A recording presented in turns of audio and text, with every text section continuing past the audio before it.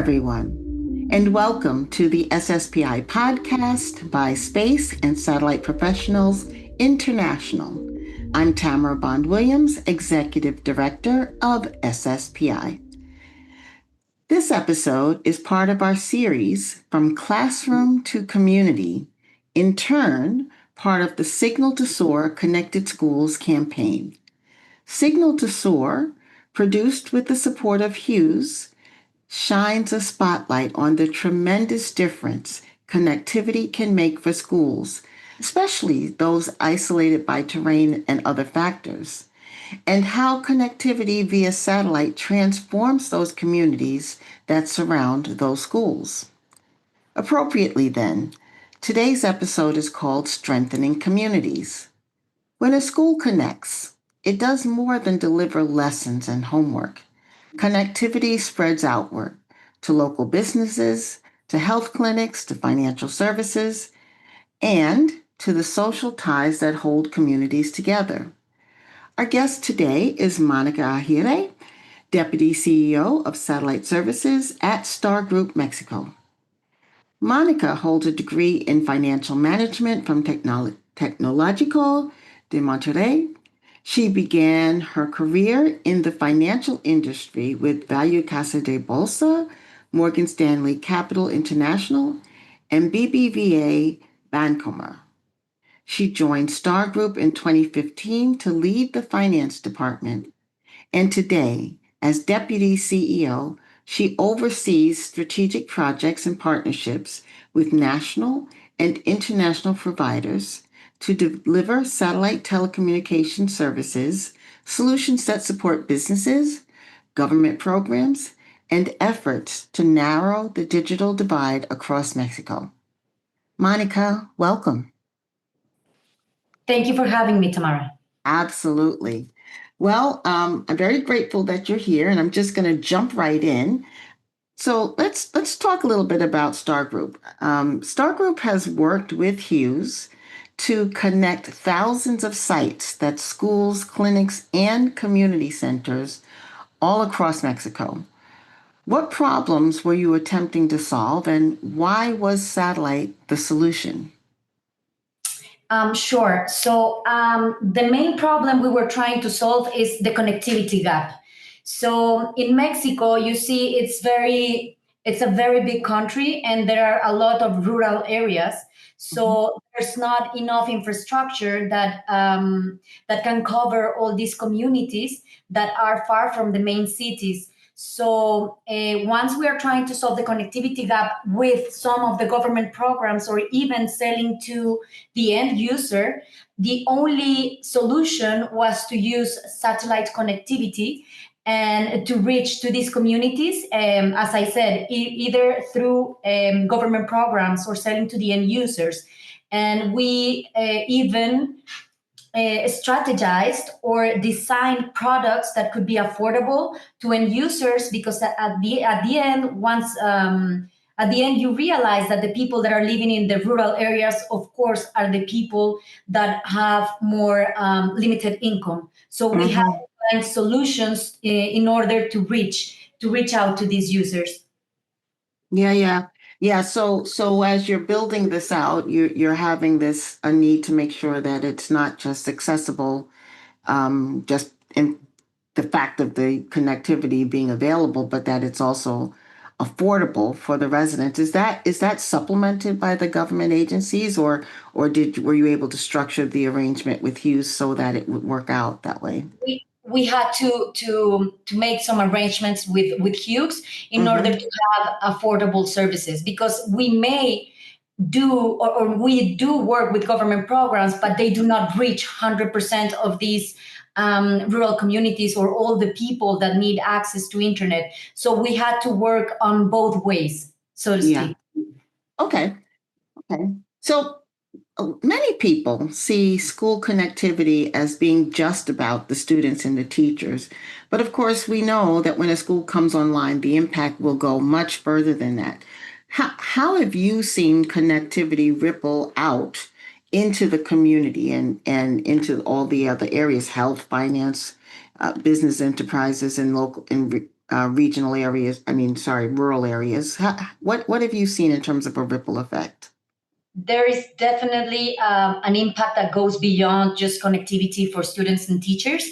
We've seen the community being able to connect in the close area or close to the schools in order to have access to video, and that they can even train themselves in some specific field to improve their businesses or to do some commerce. And also there's some apps that they have access to that they can have, they can pay their services online, improve their businesses. And even, you know, what we've noticed that some in many of the rural areas, they have family that are living abroad, mainly in the US, so they can speak on video with their relatives, and so they become more, let's say, integrated in the community or in the digital experience by speaking to the relatives, by paying some services online, or there are some even applications where they can engage and receive some money. So I think the community thrives, and it's not just an impact on education, but in how how they engage in all the digital experience. Yeah. That made me smile just thinking about that experience of being able to connect with families. A lot of years ago, there's just something people don't always know about me, but a lot of years ago, I went to Panama to stay with relatives. My mother's best friend, who was like an aunt to me. She and her children and I went to Panama. We stayed for the whole summer, and most of the time we were in the Canal Zone, and so that was a very urban kind of environment. But we spent some time out in the countryside, and the level of access to resources that I was so used to taking for granted because I grew up in the city. It was just really surprising just how much there was not, TV, Yeah. just a number of things. And that was a lot of years ago. And now just thinking about that today and just how much more connected we are today as a society, when I think about that rural experience, I think, wow, it's really a blessing to have satellite and be able to bridge that gap a little bit. Absolutely, absolutely. And you know what? Even now that you mentioned also in the health wise, you know, they can even take some, they can see a doctor online, you know, and then that's also been improving for communities because there are some companies that are doing some, how do you say, Like a doctor, telemedicine. yeah, telemedicine. Mm-hmm. So there's they have access to telemedicine, and also the relatives can send money, and they can have access to the money they're receiving from the relatives that are living abroad, Mm-hmm. instead of traveling sometimes kilometers away from their communities in order to collect their money. So now they have also online banking, which allows them to receive the money immediately from the relatives that are living abroad. I think that's also quite important, especially in a country like Mexico, where many relatives of people living in communities, they live abroad and they live from the money the relatives are sending from the US. Wow. Yeah.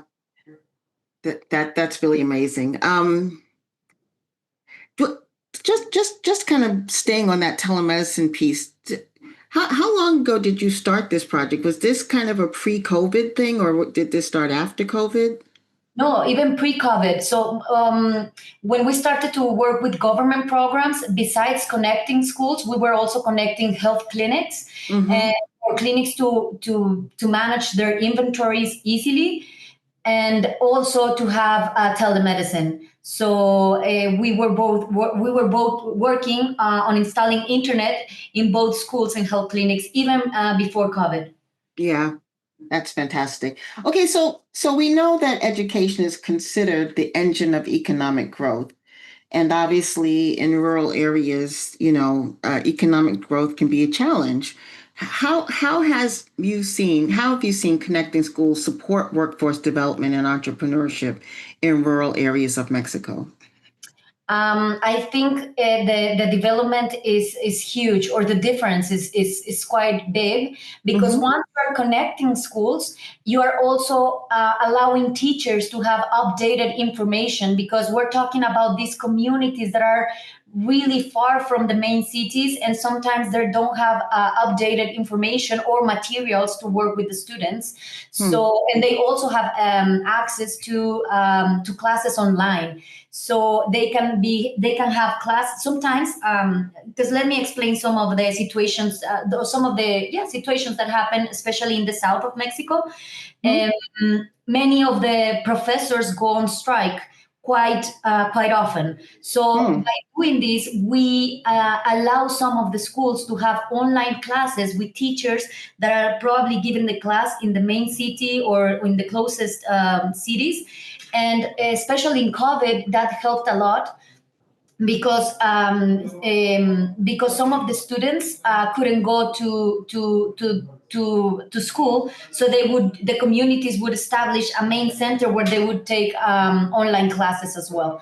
And the development for students and entrepreneurship in these areas, I think, of course, the basis, and we all know it when we talk about a country's development, I think education is the main key, because the young generations have access to good education, and they can see what's out there outside their communities, because sometimes they just grow up and just seeing this limited area, or access to this limited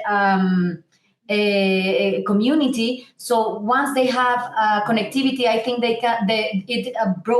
it opens up the scope of what they experience, what they know. So at the end, they can have ideas of what to on how to start maybe a small business in their communities, starting from what they see that is going on in maybe larger cities or other communities close to them.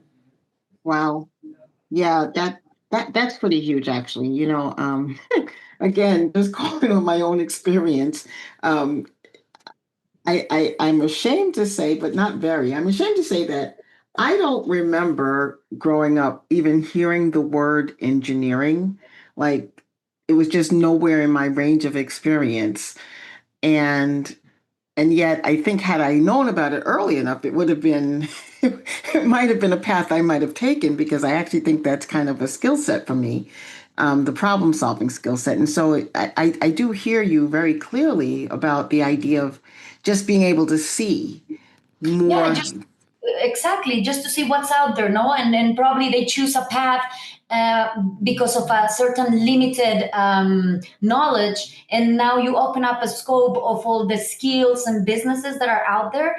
And I think Mhm. it can give ideas of where to specialize, and something you like that you didn't know it existed. You are listening to The Better Satellite World, the longest running continuous podcast in the commercial space and satellite industry. The Better Satellite World podcast is funded by the corporate partners of SSPI, Hughes, Access Intelligence, the American Space Exploration Fund, and Cuvia. Have you heard about SBQ? Space Business Qualified is a popular online learning program for industry professionals designed by JSOA, SSPI, and SatProf. To learn more, visit spacebq.org. In November, join SSPI and the New York Space Alliance for the next New York Space Business Roundtable.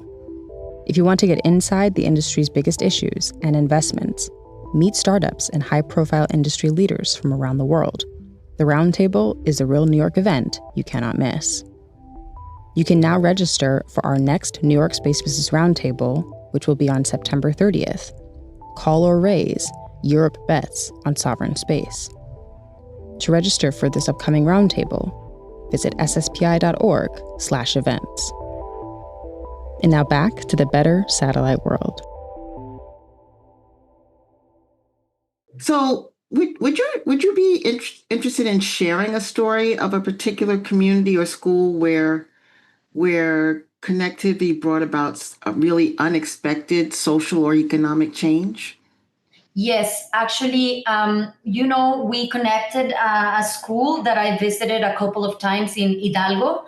Mm-hmm. State just close to Mexico City, Mm-hmm. and visited primary school and junior high school students to see the change they experience with the connectivity.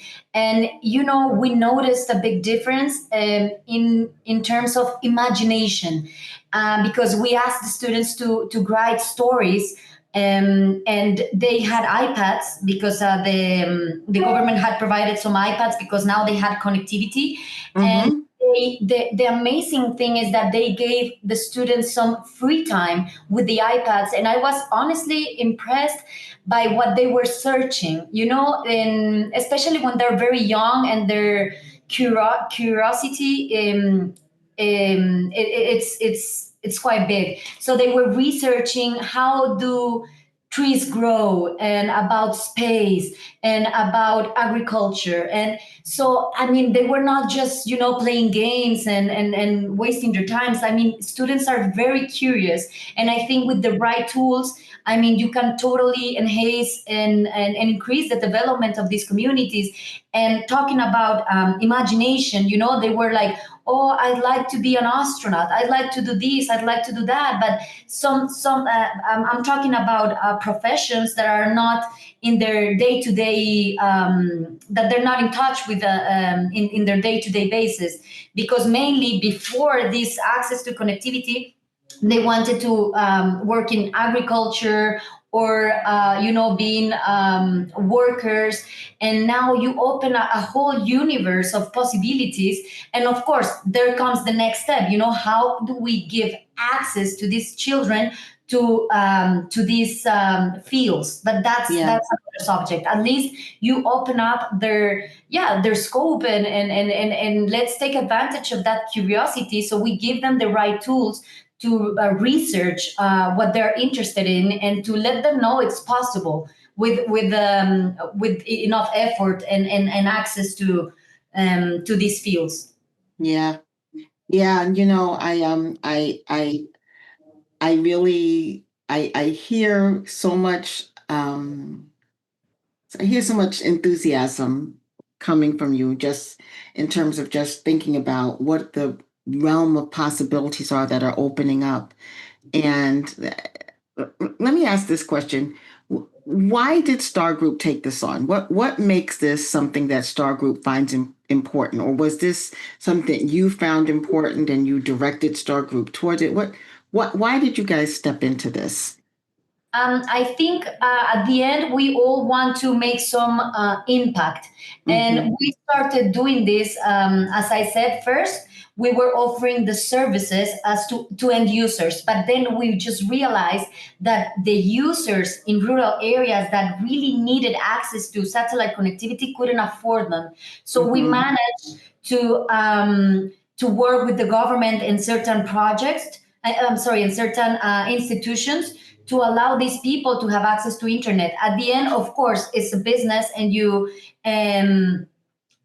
worry about getting the results. But at the end, we also love, or we also like having an impact in communities. And we found that through satellite internet, and with the help with Hughes and government programs, very satisfactory outcomes with what we were seeing on the field. Mm-hmm. Mm-hmm. And so I imagine that just building out a broader base of end users because of the expansion of economic activity in the rural areas is also part of the end goal for Star Group. Absolutely, yes. And of course, once the community is thriving, we also found new ways to do other businesses, because we're offering also in the communities where we have some presence, that we find ways to, and not just us directly, but with other companies or other partners, that they want to offer some finance services, health services. So at the end, you're just giving a tool to a community, and with some partners that want to do even business, but at the end, the community thrives. Yeah, And absolutely.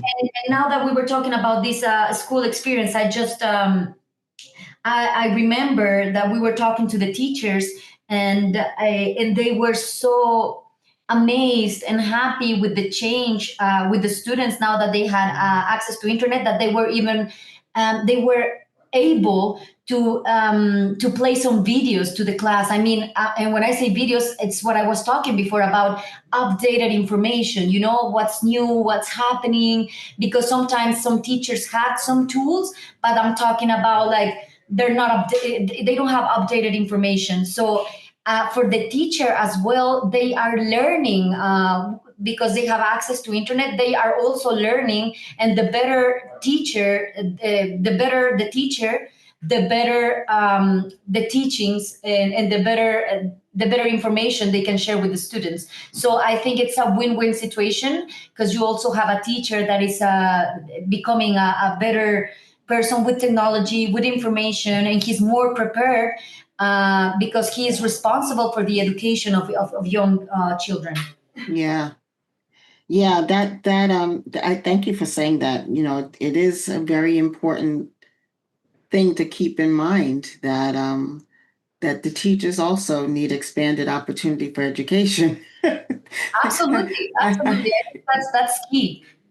Yeah, we don't always think of that, but thank you so much for bringing that forward for us. Let me ask one more question. So when we think about connectivity, you know, there's an interesting relationship. There's a large immigrant community outside of Mexico that as you say, they're sending resources and monies, particularly back home, and supporting families in that way. Is there also growing cohesiveness between the cities and the countryside in Mexico because of the expansion of connectivity? Absolutely. I think